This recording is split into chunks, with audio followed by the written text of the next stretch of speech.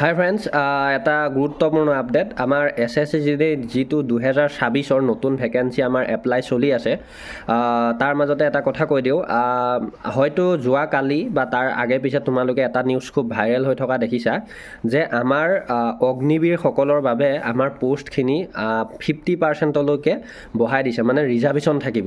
গতিকে তাৰ প্ৰব্লেম কি হ'ব, মই যিমান দূৰ জানো আমাৰ 2026-ৰ ভেকেঞ্চিটো অলৰেডি যিহেতু আমাৰ এপ্লাই হৈ গৈছে, এই বস্তুটো আমাৰ এতিয়াই লাগু নহ'ব, মানে 2026-ৰ ভেকেঞ্চিটোত লাগু নহ'ব। তোমালোকে এইটো নিশ্চিন্ত সহকাৰে থাকা।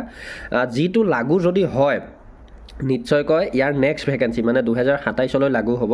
আৰু বহুতেই ক'ব বিচাৰে যে এইটোক লৈ বহুত ডাঙৰ সমস্যা হ'ব, কিন্তু এটা কথা চোৱা, সমস্যাটো অভিয়াছলি হোৱা দেখা যাব যদিহে আমাৰ 50% তেওঁলোকক দিয়ে, তাৰপিছতো আকৌ 10% আমাৰ এক্স ছাৰ্ভিচমেন, আকৌ এনেকৈ যদি 5% মান বেলেগ কিবা কাষ্টক লৈ, তেতিয়াহ'লে নিশ্চয়কৈ 47-45 মানৰ ভিতৰতহে আমাৰ নৰ্মেল কেণ্ডিডেটখিনিয়ে ছিট পাব। গতিকে তেতিয়া বহুত এটা হাই কম্পিটিশ্যন হোৱা দেখা যাব।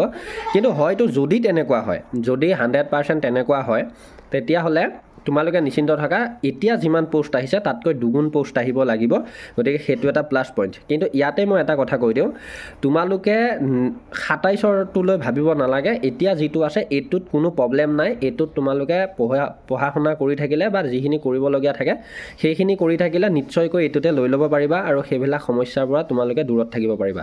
ধন্যবাদ। জয় আই অসম। পাৰিলে অলপ শ্বেয়াৰ কৰি দিবা ভিডিঅ'টো, আৰু যিসকলে মোৰ জব এণ্ড ডিফেন্সৰ লগত ৰিলেটেড হ'ব বিচৰা ছাবস্ক্ৰাইব কৰি জড়িত হৈ ল'বা, আৰু পাৰিলে ইনষ্টাগ্ৰামত গৈ মেছেজ কৰিব চেষ্টা কৰিবা। ধন্যবাদ। জয় আই অসম।